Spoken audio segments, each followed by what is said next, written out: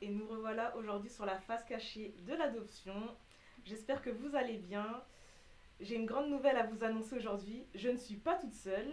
Et oui, rien que pour vous, j'ai fait le déplacement. J'ai fait le déplacement Paris-Lyon pour vous présenter une personne que j'ai rencontrée sur les réseaux, sur Instagram précisément, et qui m'a apporté beaucoup, mais alors beaucoup d'informations très précieuses sur l'adoption. Elle s'appelle Myriam. Donc Myriam, je vais te laisser te présenter. Bonjour Alexia et merci beaucoup pour cette invitation. Effectivement, on s'est rencontrés sur les réseaux il y a quelques mois et c'est vrai que ça faisait un petit moment qu'on voulait absolument concrétiser cet épisode et je suis ravie que ça se passe aujourd'hui. Effectivement, tu as fait le déplacement jusqu'à Lyon et tu es là au sein de mon cabinet à Fès et je suis ravie de t'accueillir. Oui, parce que tu es, comme tu me l'as dit, coach professionnelle, Absolument, psychopraticienne, c'est bien ça? Yes. tout à fait Alexia. J'ai deux casquettes professionnelles et c'est vrai qu'on se rencontre aussi dans le cadre de nos parcours d'adoption. Ouais, Voilà, exactement. je reviendrai là-dessus un petit peu plus tard. Effectivement, je suis coach professionnel, donc je travaille essentiellement en thérapie brève sur le coaching. Donc là, je vais vraiment accueillir dans mon cabinet des personnes qui vont avoir un objectif précis. Par exemple, une Ok. préparation de concours. Euh, Ça peut être aussi de la perte de poids, mais là, ce sera plus avec du coaching sportif. Mais en tout cas, moi, je vais vraiment travailler sur des blocages émotionnels. Mm. Ça peut être aussi sur la confiance en soi. Mais là, ce sera vraiment, voilà, c'est ce qu'on appelle, si tu veux, le coaching de thérapie brève. On est sur 2 3 4 mois d'accompagnement et la personne arrive vraiment avec un objectif précis. D'accord. Ok. Voilà. À côté, je suis psychopraticienne. Mm. Très sincèrement, je mélange les deux dans ma pratique parce que souvent dans un accompagnement, des fois on va plutôt aller chercher de l'ordre de ce qui est la psychologie, et des Mm. fois on va plutôt aller débloquer et lever des leviers, très sincèrement. Il est important pour moi de préciser dès maintenant la différence entre un psychologue et un Praticien. psychopraticien. Effectivement, c'est vrai que tu m'avais posé la question Oui. quand on s'était rencontrés. Le psychologue, lui, va vraiment travailler sur la ligne du passé. On a tous, par rapport à une situation actuelle, une compréhension sur une ligne du temps qui va être du passé, présent et futur. Ok. Par exemple, tu vis une situation qui est compliquée, par exemple d'humiliation, Oui. et en fait, le psychologue va essayer de comprendre dans ton parcours, dans le passé, quelle est la cause, le pourquoi d'aujourd'hui tu fonctionnes comme ça. Ok. Ça va être vraiment le psychologue. Et surtout, le psychologue, il va travailler sur l'aspect vraiment souffrance. Il va pouvoir poser des diagnostics. Le psychopraticien va travailler sur la ligne du présent et du futur. Ça veut dire qu'on va aborder la cause, mais pas autant en profondeur qu'un psychologue. Mais par contre, nous, ce qui va nous intéresser, c'est de voir comment tu peux changer dans une situation similaire. On va vraiment plutôt apporter des outils pour faire face en fait à ce type de situation. Affronter un petit peu. Absolument. Ok. C'est ce qu'on appelle vraiment plus les thérapies en mouvement. Ok. Ouais. Voilà, donc c'est vraiment important de distinguer parce que, alors après, ça c'est ce que je voulais te dire aussi, c'est que moi je travaille avec des pairs psychologues, Des euh, pères. oui, enfin d'autres praticiens. Ok, d'accord. En fait, on fait des groupes de ce qu'on appelle de l'intervision, Ok. ce qui permet d'enrichir nos pratiques. Ok. Voilà, moi si je suis face à quelqu'un qui vient me voir, qui est vraiment de l'ordre de la souffrance, ce sera moi aussi ma limite dans mon accompagnement et je vais le renvoyer vers des pairs qui sont psychologues et vice versa. Si c'est quelqu'un qui va vraiment plus être dans une recherche de dynamique thérapeutique, ils vont m'envoyer vers moi de façon à ce que je puisse vraiment travailler plutôt le mouvement de la personne et lui apporter des outils. Voilà, je ne sais pas si c'est clair. Si, ça a été assez clair. Et je trouve ça quand même assez incroyable que tu fasses ce métier-là, quoi. Qu'est-ce qui Qu'est-ce qui m'a t'a poussé? emmené un petit peu à faire ça? Ça m'intrigue du coup. Pour vous sachiez, on a préparé l'épisode avec Alexia, mais il y a plein de questions qu'on ne s'est pas posées, Ouais. donc vous assistez vraiment à une discussion très Mm. naturelle et c'est vrai que euh, par rapport à mon parcours, moi j'ai travaillé 10 ans dans l'accompagnement, mais plutôt des artistes. J'ai travaillé sur Ok. Paris pendant 10 ans et en fait j'étais chargée de production, chargée de communication. J'ai toujours un petit peu travaillé dans le monde des artistes, Et ce que j'ai adoré travailler avec les artistes, c'est qu'ils mettent leur projet de l'ombre à la lumière. Et en fait, tout ce qui est de l'ordre artistique, il y a quelque chose de très personnel et on touche beaucoup à la confiance en soi. Il faut arriver, oser aller sur scène, etc. Et en fait, pendant 10 ans, j'ai fait ce métier-là et ça m'a énormément apporté parce que, mine de rien, on est dans une sorte de relation d'aide en permanence. Voilà, avec le côté paillette en plus. Mais c'est vraiment une question de relation très étroite avec l'artiste. Donc, j'ai fait des études pour faire ça pendant 10 ans. Et en fait, je pense qu'à un moment donné, c'est un métier qui a eu beaucoup de sens pour moi. Mais je pense que j'ai eu à un moment donné un besoin d'authenticité. Tu voulais changer un peu. Ouais, puis j'essayais plus de me comprendre aussi. Puis par rapport à mon parcours d'adoption, j'ai commencé à me poser des questions il y a quelques années, plus savoir d'où je venais. Et en fait, je pense que cette recherche en parallèle est venue bousculer aussi mes valeurs professionnelles.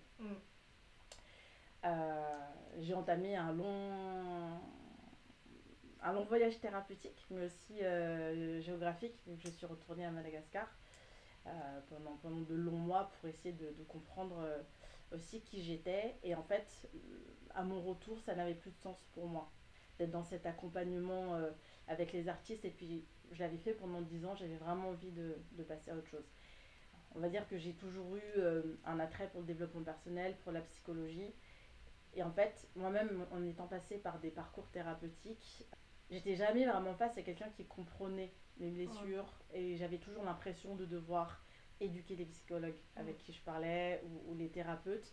Et en fait, je me suis dit qu'il y avait un réel besoin à ce niveau-là. La question, ça a été par quelle formation je commençais parce qu'il y a énormément de formations et il fallait que je commence par quelque chose. Et l'idée, c'était vraiment aujourd'hui de pouvoir, en tout cas de prime abord, d'apporter des outils.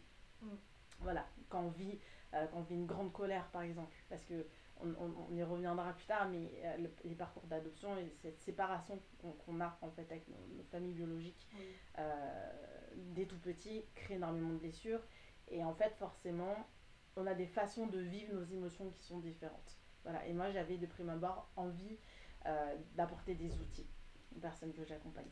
Donc j'ai fait, c'est pour ça cette formation de coach thérapeute, donc vraiment sur la thérapie brève, donc sur des parcours thérapeutiques qui sont, on va dire, assez courts, sur 3-4 mois. Et à côté, je me suis formée sur tout ce qui est psychopathologie. Ok. Voilà. Donc t'as eu beaucoup de formations. C'est une responsabilité aussi qu'on a quand on est face à quelqu'un. Et en connaissant aussi son champ d'action, on sait là où sont nos limites. Et c'est ça qui est important aussi. J'ai fait, c'est vrai que quand je suis partie sur aussi la formation du coaching, j'étais face à énormément de formations parce qu'on a l'impression que demain tout le monde peut devenir coach sur Instagram et ma complexité était là. En fait, je me suis dit par quelle grande école je vais passer pour vraiment proposer un vrai accompagnement. Donc voilà, c'était pour aussi dire le fait de se donner les moyens dans la formation. Il y a les formations, mais il y a aussi la posture qu'on a face aux personnes. Et tu arrives à faire un lien en fait avec ton rôle de coach du coup professionnel et ton rôle de psychopraticienne. Bien sûr. D'accord. Bien sûr, parce que en fait, si tu veux, quand je travaille en coaching, on va se mettre une direction spécifique. Okay. Ce qu'on appelle, on va travailler autour d'un objectif. Et en fait, je vais lever les freins. Petit à petit, ça peut être des croyances limitantes. En général, on fait toujours un énorme travail sur les 3 piliers de l'estime de soi. Mais en fait, le lien avec le fait d'être psychopraticienne, c'est que je suis formée à ce qu'on appelle la PNL, l'analyse transactionnelle, la systémie, ça c'est des courants de la psychologie. Ok. Je ne vais pas pouvoir rentrer en détail bien sûr. à chaque fois là-dedans. Mais par exemple, la PNL, elle est reconnue comme la grande cousine de l'hypnose. Voilà, je vais aller creuser différemment. Et en fait, c'est ça qui va, si tu veux, qui va faire que je vais pouvoir faire un lien avec mes 2 pratiques. Ok. Voilà, mais en fait, si tu veux, je vais toujours m'adapter par rapport à la personne. Oui, bah oui, c'est normal. Voilà, par tout rapport. Le monde ne réagit pas pareil, donc. Absolument, c'est pour ça que. C'est compréhensible. C'est pour ça que ce qui est important pour moi, c'est la question de la posture, en fait. Bien sûr. Tu peux avoir les meilleurs diplômes, Mais pas avoir la meilleure posture. Tu peux avoir une très mauvaise posture. Ouais. Voilà, c'est la posture et c'est ce qu'on appelle l'alliance thérapeutique pour moi qui est essentielle avec la personne Ok. que j'accompagne. Et voilà, et juste j'en profite, c'est Oui, que bah vas-y. par rapport aux formations, ta question est intéressante et je t'en remercie. Euh, Mon rêve, ce serait d'accompagner vraiment tout le monde, et surtout sur les parcours d'adoption, sur l'aspect psychologie aussi. Et c'est en projet, voilà, de me former aussi pour devenir psychologue clinicienne Oh, à c'est cool côté. ça. Voilà, c'est en cours. C'est encore. Et je sais pas si vous aussi vous l'avez entendu comme moi tout à l'heure, mais Myriam, tu as quand même une petite spécificité comparée aux psychologues qu'on a pu connaître, nous, en tant qu'adoptés. Mais toi aussi, tu as été adoptée. Absolument. Donc, on voudrait en savoir plus un petit peu, quoi. Si tu veux bien nous raconter un petit peu, en bref, ton histoire, si ça te dérange pas, bien sûr. Non, ça me dérange pas, ça me fait plaisir de t'en parler. C'est vrai que j'en parle pas forcément dans mes séances, mais là, on est quand même dans un cadre spécifique. Mais effectivement, j'ai été adoptée de Madagascar. Ok. J'avais 4 ans et j'ai été adoptée en France, donc à l'âge de 4 ans. Je sais que j'ai une séparation réelle avec ma famille biologique à l'âge de 2 ans et que j'ai été accompagnée par des membres tiers, on va dire, pendant les 2 ans après. Donc voilà, je suis arrivée en France à l'âge de 4 ans, donc dans les alentours de Lyon. Ok. Famille adoptive, donc qui était une famille blanche, je le précise parce que c'est important aussi pour comprendre le contexte. Et j'avais 2 sœurs qui étaient biologiques de mes parents adoptifs. Ok. Et qui étaient déjà assez grandes. Mais quand je suis arrivée en France, elles étaient déjà parties de la maison. Ok. Voilà, ce qui fait que j'ai eu une éducation, on va dire, de fille unique. Voilà. Okay. Voilà, par rapport à mon parcours. Et bon, ça je le dis puisque c'est visible sur mes réseaux, mais je suis maman aussi, toutes mes casquettes. Parce que c'est un sujet, l'adoption et soi-même, c'est un long cheminement aussi. Bah, c'est un long travail sur soi-même et pour ne pas répéter certaines erreurs qu'on aurait pu faire étant enfant avec son propre enfant. En fait. Complètement, c'est ça. Donc, et puis c'est ce qui se joue. C'est normal. Ouais.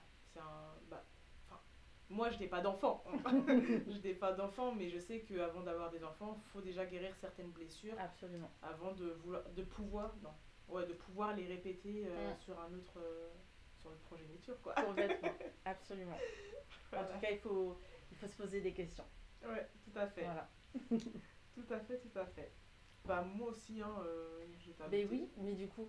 J'ai été adoptée. De toute façon, je suis pas là pour rien. Je suis pas là pour rien et c'est pas pour rien que j'ai appelé aussi ma chaîne de podcast La face cachée de l'adoption. Parce que du coup, quel est ton parcours, toi, mon parcours assez atypique et assez compliqué, mais bon, je vais vous l'expliquer en bref, pardon.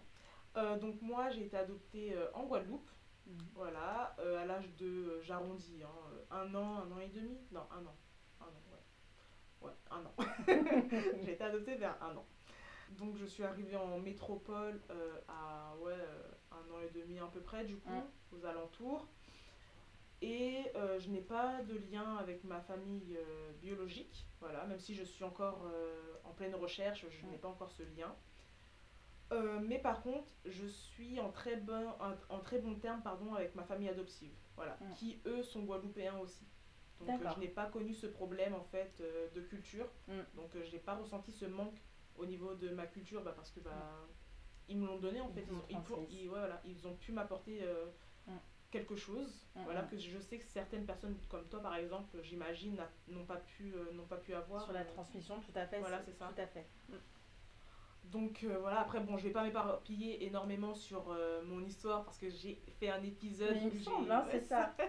J'ai créé mon propre épisode où j'ai raconté exactement comment j'ai vécu mon adoption. Donc mon propre témoignage est disponible sur la face cachée de l'adoption qui est aussi disponible partout bien entendu. Donc n'hésitez pas à aller l'écouter si ça vous intéresse. Sinon, on n'est pas venu pour parler de moi. Hein. Ah bon? On est venu pour parler de plusieurs sujets même je dirais, qui sont malheureusement très peu abordés et je trouve ça extrêmement dommage. Donc Myriam, on t'écoute pour la suite. Dis-nous un petit peu les blessures Complètement. qu'il existe en fait pour un enfant adopté ou non, Mm, bien sûr, hein, parce mm, que il n'y a pas que nous qui pouvons vivre ce genre de blessures, faut pas l'oublier, hein, mais bon, on a tendance à minimiser les choses. complètement. Non, non, mais c'est sûr, en fait, pour comprendre, c'est vrai qu'Alexia, quand t'es venue me voir, en tout cas, quand tu m'as contacté sur les réseaux, l'idée c'était vraiment d'aborder l'adoption différemment. Et c'est vrai que l'adoption, on l'aborde souvent du point de vue de l'enfant. Ouais, L'enfant adopté. Sauf que un vous, enfant, comme nous, on ça grandit grandit. et on devient adulte. Et là, Voilà. qu'est-ce qui se passe? En fait, il se passe plein de choses. Mm. Euh, et c'était intéressant de pouvoir aborder ça ensemble. Voilà, on a une dizaine d'années d'écart Oui. entre Alexia et moi, voilà, c'est important. C'était, en tout cas, on trouvait intéressant d'avoir ce point de vue-là aussi Mm. à vous partager dans nos réflexions euh, sur aussi l'adopter adulte. Qu'est-ce qui se passe? Qu'est-ce qu'on vit? Mais ouais, Euh, ce qui peut être déjà intéressant à comprendre, euh, parce qu'on va quand même faire un focus sur l'enfant, parce que ça commence de là, de ça toute commence façon. de là. Mm. Euh, peut-être, peut-être que c'est votre cas, vous qui nous écoutez, mais en tout cas, il y a une séparation. Il y a une séparation, que ce soit une adoption internationale ou nationale. Je le précise parce que dans le cas d'Alexia, c'est une adoption nationale, et on va voir qu'il se regroupe des blessures qui sont absolument communes entre l'adoption Exactement, ouais. nationale et internationale. Mais en tout cas, ça peut être votre cas comme le nôtre. Il y a une séparation qui est brutale. Ça veut dire que l'enfant n'a pas la capacité de comprendre, d'une part, ce qui est en train de lui arriver. Et on parle bien d'une séparation et non d'un abandon. Parce que beaucoup Absolument. confondent les deux. Parce que adopter, pardon, n'est égal pas à abandon. Faut pas l'oublier. Parce que beaucoup pensent que dès qu'on est adopté, ça veut dire que on nous a abandonnés volontairement. Et je suis la première à l'avoir pensé, hein. Mais heureusement que j'ai rencontré Myriam et qui m'a énormément ouvert les yeux sur beaucoup de choses. Et donc, en fait, on réalise très vite que adopter ne veut pas dire qu'on a forcément été abandonné volontairement. Voilà. Absolument. Si on écoute plusieurs témoignages, parce que vu que j'ai interviewé beaucoup de personnes, on réalise très vite en fait que ces personnes n'ont pas été abandonnées volontairement. Mais voilà, bon, Oui. petite parenthèse. Mais tu fais très bien de le préciser, Alexia, parce que c'est bien pour ça que je parle d'une séparation. Ouais, On reste sur des faits. bien sûr. Il y a une séparation euh, entre la famille biologique et l'enfant. Mm. Sauf que cette séparation, dans la majorité des cas, n'est pas accompagnée dans la compréhension. Alors, soit l'enfant est trop petit, ou même dans mon cas, même si moi j'ai été adoptée, j'ai été séparée entre 2 ans et 4 ans, on m'a pas expliqué. On m'a pas expliqué ce qui se passait. Pour l'anecdote, on a raconté à ma sœur biologique que je partais en vacances. Voilà, ça je le confie, mais c'est pour comprendre le drame de ce type de situation.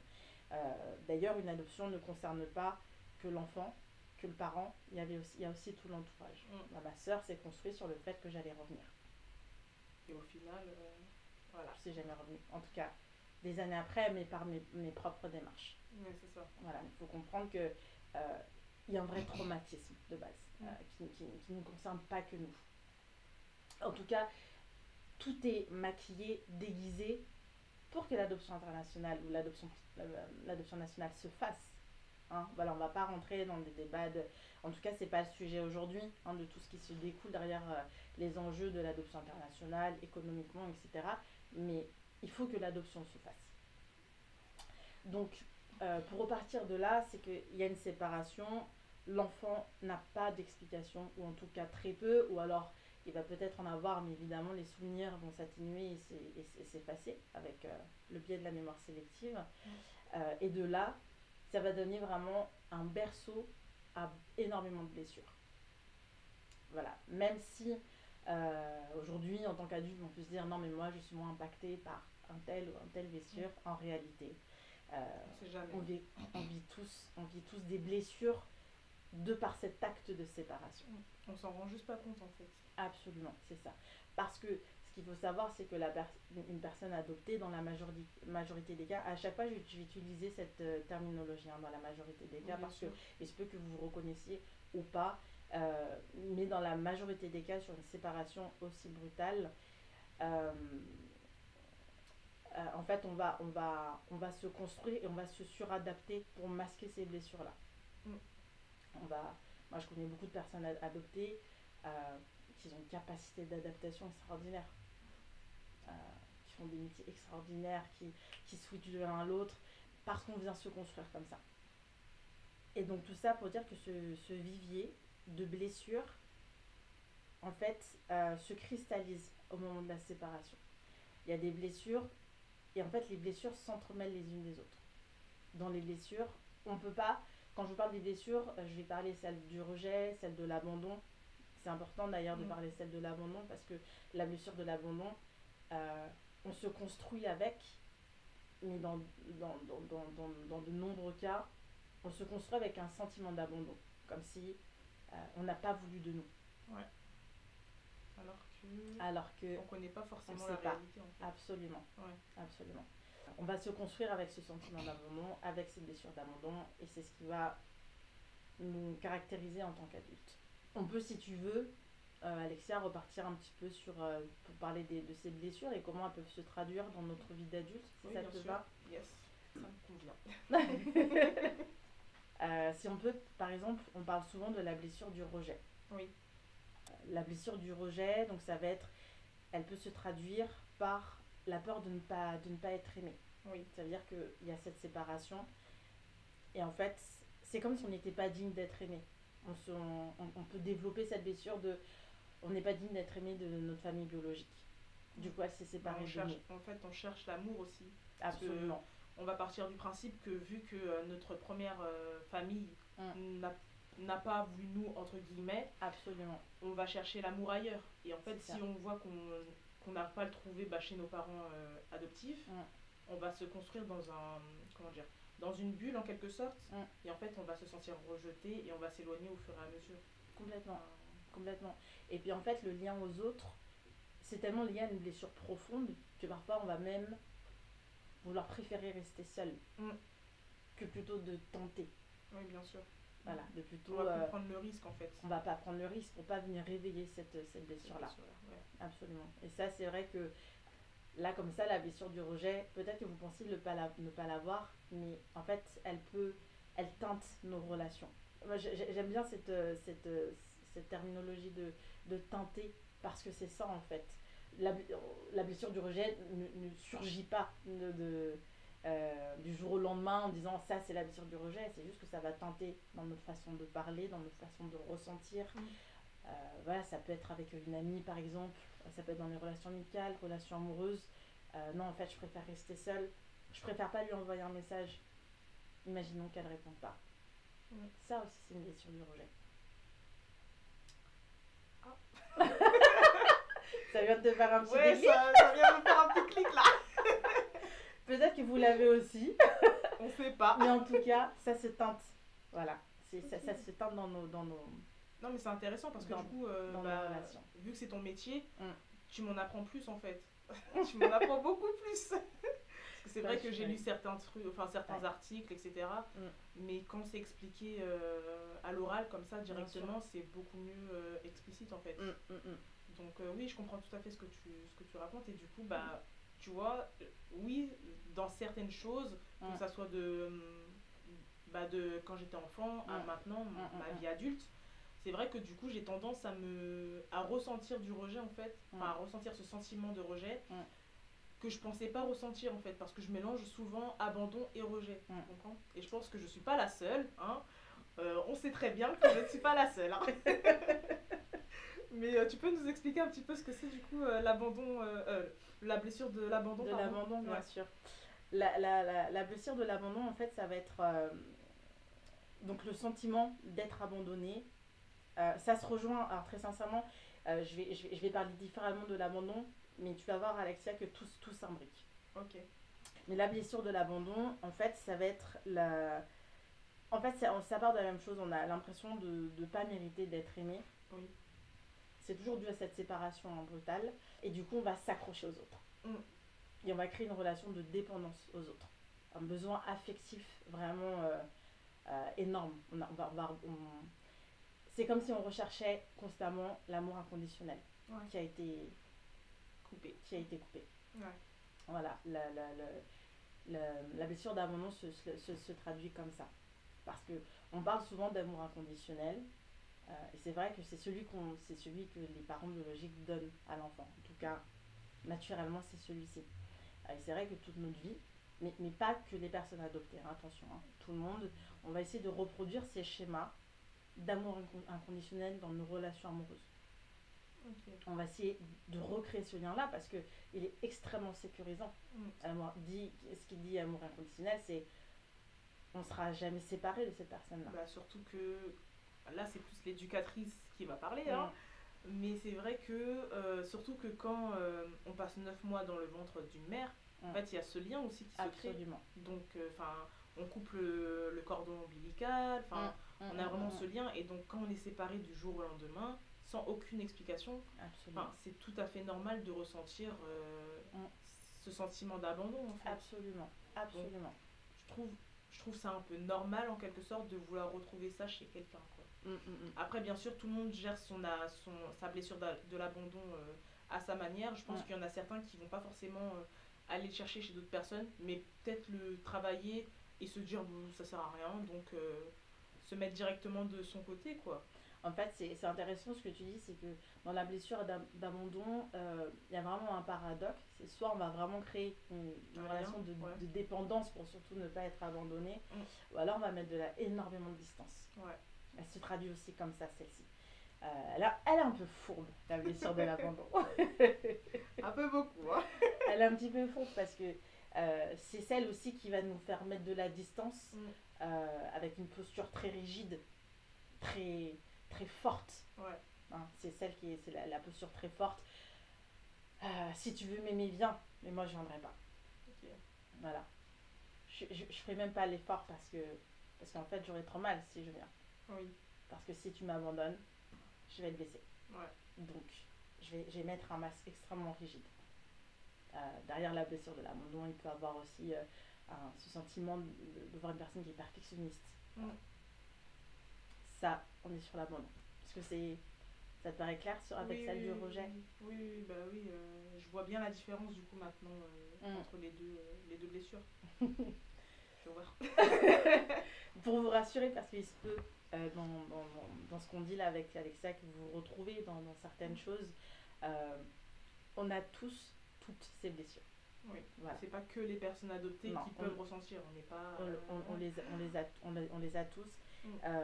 Ce qui est intéressant, c'est de voir pourquoi, avec un parcours de personnes, un parcours d'adoption, il y a des blessures qui sont plus vives que d'autres et comment elles peuvent se traduire dans le quotidien. Voilà. Mais en tout cas, c'est sûr qu'une séparation brutale avec les parents biologiques, sans compréhension, évidemment qu'il y a énormément de blessures derrière. Voilà, donc là, je t'ai parlé de la peur de l'abandon. Il y a celle de l'humiliation. Elle est intéressante, celle-ci. Alors, okay, je savais pas que ça pouvait être une blessure, en fait. Donc, tu m'apprends des choses. C'est intéressant. Est-ce que toi, Alexia, tu as toujours eu l'habitude de parler librement de ton histoire d'adoption? Non. Non, pas du tout. Alors, bon, pour les personnes qui ne le savent pas, je n'ai que 20 ans. Voilà. Dont les 10 ans d'écart avec Myriam. Donc, je n'ai que 20 ans et j'ai appris à parler de mon adoption librement, réellement. Je dirais, il y a peut-être 2 ans de ça. Ouais, 2 ans et demi à peu près. Donc, c'est vraiment récent quand même. J'ai toujours parlé de mon adoption avec mes parents. Voilà.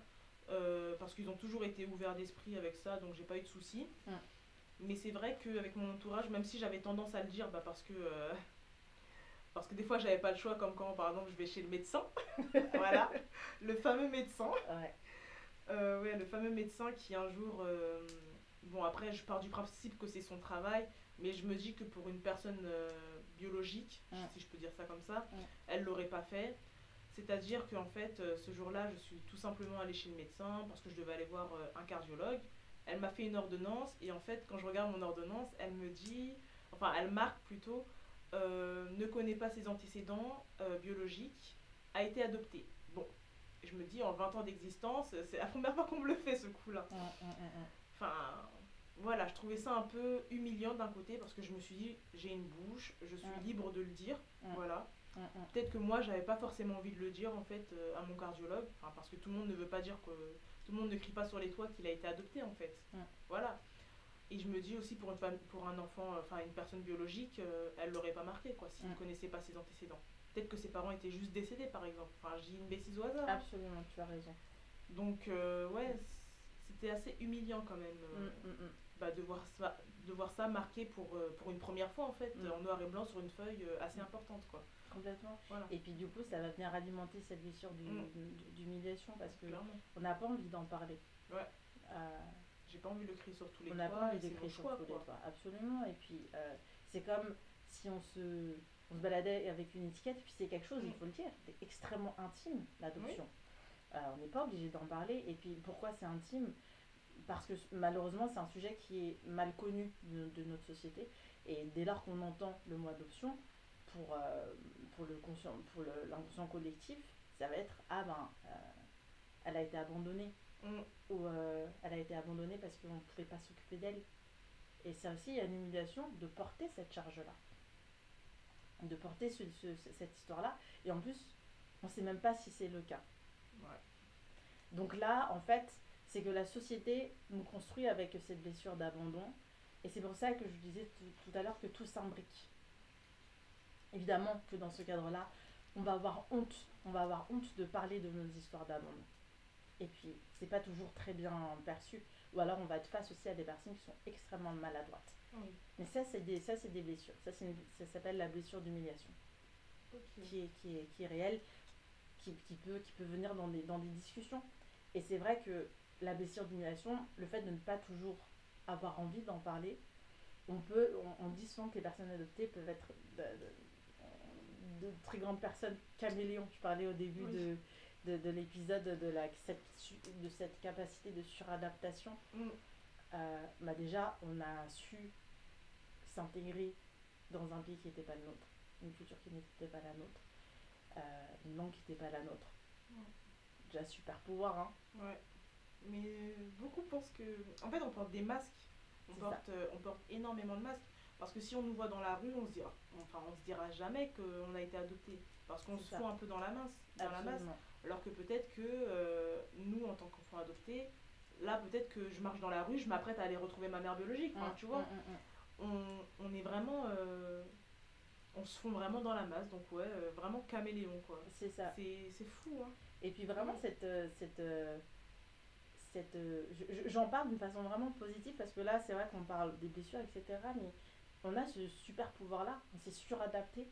Et du coup, cette compétence qu'on a dû acquérir malgré nous à la séparation, en fait, on le reproduit dans notre quotidien. Peut-être sur une recherche de travail, peut-être sur un entretien, peut-être pour l'apprentissage d'une langue. En tout cas, sur beaucoup d'autres aspects, ça peut être une force. Je parle vraiment de cette partie-là parce que je suis pas en train de dire, attention, hein, qu'il faut de la résilience dans tout, mais malheureusement, avec nos parcours, on a surdéveloppé cette capacité et qu'elle peut nous servir à certains moments. Bien sûr. De toute façon, l'adoption, c'est le noyau en fait de notre vie, hein, très clairement. On tourne autour en fait. Hein. C'est ça. C'est comme si c'était la terre et il y a le soleil, quoi. Enfin... Absolument. Et puis c'est savoir ce qu'on en fait, surtout. Ce qu'on en fait et comment... et comment on la gère aussi. Comment on la gère, comment on veut vivre. Il faut pas être dans le déni de ce qu'on a vécu. Mais voilà. Dire, ah bah tiens, là, j'ai pas envie de parler à telle personne. Je suis en train d'archiver les messages pour pas avoir sa réponse. Ça nous parle tous, hein, on l'a tous fait, je crois. Oui, bien sûr. Et là, c'est intéressant de se dire, ok, qu'est-ce que je suis en train de faire? Pourquoi je suis en train de le faire? Ok. Est-ce qu'il serait pas peut-être plus intéressant de mettre de la distance avec ce que je ressens plutôt que de mettre de la distance avec cette personne? Est-ce que cette personne mérite que je mette de la distance avec elle? Est-ce que j'ai vraiment envie de mettre de la distance avec elle? Ça c'est le travail que je fais. Ouais. Tout à l'heure, je te parlais de comment réagir face à une situation, de comment mieux la vivre et des outils. Il va avoir tout ce décryptage émotionnel. Voilà, je fais un gros travail dessus avec les personnes adoptées. Parce que des fois, malheureusement, on met à distance des personnes qu'on aime beaucoup. Et si on a été un peu plus outillé pour mieux comprendre comment on réagit, nos émotions, ce serait avec cette émotion-là qu'on mettrait la distance. Parce que c'est cette émotion-là qui nous fait mal. C'est pas la personne. Non mais c'est vrai en plus. Hein. C'est vrai ce que tu es en train de me dire. Hein. Mais ouais, non, mais j'espère que ça vous parle parce que du coup, bah, ce que Myriam est en train de nous expliquer, parce que moi, je suis pas pro, hein, mais alors pas du tout dans ce que tu es en train de nous dire. Hein. Donc je le découvre en même temps que nos auditeurs, tu vois. Et c'est vrai que du coup, ça résonne en fait dans ma tête et je me dis, mais c'est pas forcément. En fait, je mélangeais tous les sentiments en fait à la fois et je savais pas les distinguer. Donc pour moi, je gérais tout en même temps. Alors en fait, il faut que je mette tout dans un panier à part, tu vois, et que je me dise, là, je gère ça maintenant, ça, je gère ça plus tard, et ça, on verra après, tu vois. Pour vraiment me concentrer sur un sentiment, une blessure, et me dire, maintenant, je guéris ça de telle manière. Ça, comment je vais guérir ça, parce que je peux pas les guérir de la même façon, en fait. Tu vois. Donc ouais, non, je comprends tout à fait ce que tu es en train de nous dire. Et parce que du coup, tu parles d'humiliation, mais tu peux aussi rencontrer des humiliations dans des familles, par exemple, je sais pas, comment dire, du racisme intrafamilial, des trucs comme ça. Complètement, voilà. Mais il y aurait tellement de sujets à aborder. Tellement, mais on peut pas tout faire. On peut pas tout faire, mais effectivement, on pourrait parler de l'invisibilisation culturelle. Voilà. Ça effectivement, c'est intéressant d'en dire deux mots. Et moi, ça peut être mon cas.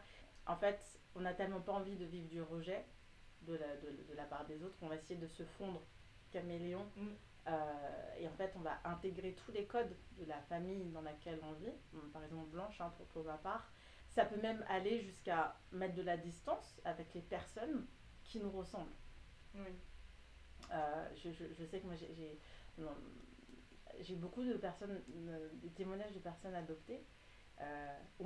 J'ai pu avoir, là je suis dans pleine confidence avec vous, j'ai pu avoir moi aussi ces pensées-là il y a quelques années. Mais vraiment, pour moi, il était impossible de me mettre en couple avec quelqu'un qui me ressemblait. Ça peut parfois aller jusque-là. Et j'avais honte de penser ça. Honte de cette partie de mon histoire. C'est pour ça que je prends cet exemple-là. Alors déjà parce que je sais que je suis pas la seule. En fait, j'ai été surprise de voir à quel point tu n'étais pas seule. J'étais pas la seule dans ce type de réflexion-là. Et en fait, là, tu vois, avec cet exemple-là, on est en train d'imbriquer la blessure d'humiliation, la blessure du rejet. Il y a plein de choses. Et là, on est vraiment aussi sur la blessure du coup d'invisibilisation culturelle. On va aller masquer qui on est. Voilà, pour mieux pouvoir s'intégrer, pour mieux se construire dans cette capacité de suradaptation aussi. Voilà. Et ça c'est important d'en parler. Effectivement, après, tu parlais du racisme. Attention, il y a différentes formes de racisme, le racisme systémique, le racisme social, une globalisation, c'est ça, mais effectivement une personne adoptée, elle peut aussi, qui arrive dans une famille blanche, vivre beaucoup de racisme, parce que c'est dramatique déjà avec tout ce qu'elle a vécu. Après, on parle pas de racisme, comment dire, dur, on va dire, mais ça peut être aussi inconscient, faut pas l'oublier. Absolument. Voilà, moi j'ai pu avoir la chance de parler avec beaucoup de personnes nées à l'international, qui ont été adoptés par des parents blancs, ou enfin en tout cas pas de la même culture, bien sûr. Et beaucoup leur disent en fait, mais moi je ne vois pas ta couleur de peau. Mais si, tu es censé la voir en fait, ma couleur de peau, parce que je vis comme ça. En fait, toi tu ne vas pas être traité de la même manière dont moi je vais me faire traiter. Donc, et ça c'est du racisme, sauf que c'est du racisme inconscient en fait. Et peu de parents ou peu de personnes, en globalité bien sûr, le savent. Et c'est pour ça qu'on est là pour vous expliquer tout ça. Voilà. Complètement. Voilà. Mais en tout cas, il y aurait tellement de choses à dire sur parce que là, on n'a pas parlé de la blessure d'injustice, il y a tellement de choses. Il faudrait qu'on se voit plus souvent avec ça. Il faudrait que tu montes à Paris parce que Lyon, c'est loin. Ah, écoute, avec plaisir. Avec plaisir. Mais effectivement, c'est vrai que ça mériterait différents podcasts, peut-être différents épisodes pour, Bien sûr. voilà, si ça vous intéresse, cher auditeur, Ouais. de comprendre.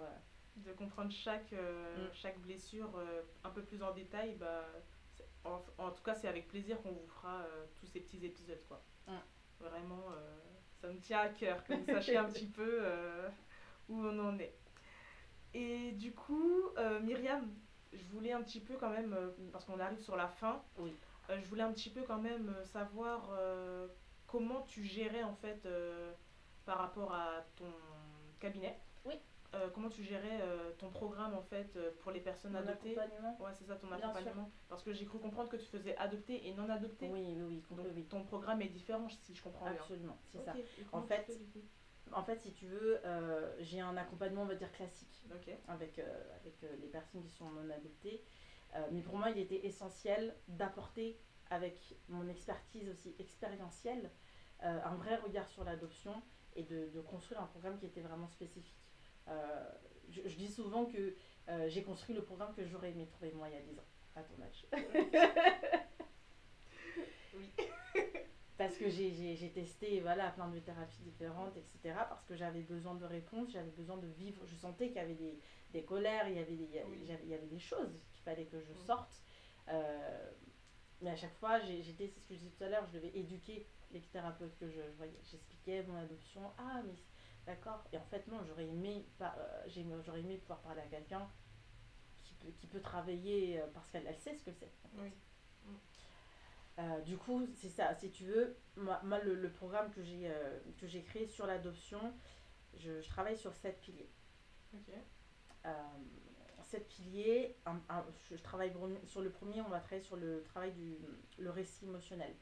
Ok. En fait, l'idée c'est ce qu'on appelle un peu l'anamnèse, mais que la personne puisse m'expliquer ce qu'elle a vécu, sachant qu'elle est toujours libre de me dire ce qu'elle veut. Ok. En tout cas, on va travailler vraiment sur le récit émotionnel et essayer de comprendre son histoire personnelle. D'accord. Ensuite, c'est ce qu'on faisait un petit peu tout à l'heure, on va essayer d'aller décoder derrière les émotions. Quelles sont les blessures? Parce que là, on en parle facilement comme ça, mais des fois, on va vivre une situation, évidemment qu'on ne sait pas de quelle blessure il s'agit derrière. Et c'est pas, ça clignote pas d'emblée, tiens, c'est le rejet, ou des fois, c'est juste imbriqué entre l'abandon et le rejet, et l'idée, c'est d'aller comprendre ce qui se cache derrière. Donc, souvent, ce qu'on fait, c'est qu'on va partir d'une situation qui est réelle. Ok. Voilà, tiens, Myriam, aujourd'hui, j'ai vécu ça. Ok. Ça m'a rendue folle. J'étais super en colère. Ok, cool. On va choper ça. Et on va essayer de comprendre et de décrypter. Donc là, on va vraiment travailler sur la partie vraiment émotionnelle. Et en fait, on va les décrypter pour voir quelles sont les blessures derrière. Et en fait, en comprenant les blessures, on va venir ce qu'on appelle valider et conscientiser les blessures. Parce que du moment donné où on les nomme, ça devient quelque chose de normal. Ah ok, en fait, ce que je ressens, c'est normal. Et ça, c'est très important dans le travail thérapeutique. Ok. Donc ça, c'est quelque chose que je fais, qui est absolument essentiel. Et évidemment, derrière, je travaille sur le gros pilier de l'estime de soi. Alors, qui n'est pas du tout inhérent aux personnes adoptées. Je travaille avec tout le monde. Tu travailles avec tout le monde. Tout le monde. Les 3 piliers de l'estime de soi, je travaille avec tout le monde parce que je fais une petite parenthèse là-dessus, c'est que alors déjà, on confond toujours la confiance en soi, l'image de soi, l'amour de soi. Ça, c'est les 3 piliers d'estime de soi, on les confond toujours, mais c'est pas le sujet. N'hésitez pas, voilà, à vous renseigner. Mais l'estime de soi, on fait toujours un travail là-dessus parce qu'on a l'impression qu'il faut toujours que les 3 piliers soient au max pour être bien. Non, c'est pas vrai. En fait, dans telle situation, on va avoir un peu moins d'estime de soi, dans une autre, on va en avoir plus. L'idée, c'est d'essayer de mettre un peu ça à l'équilibre. Donc, chez tout le monde, je fais ce travail-là. Okay. Tous mes accompagnements, je fais un énorme travail sur l'estime de soi. Ça permet de se regonfler un peu. Ouais. Et reprendre un petit peu.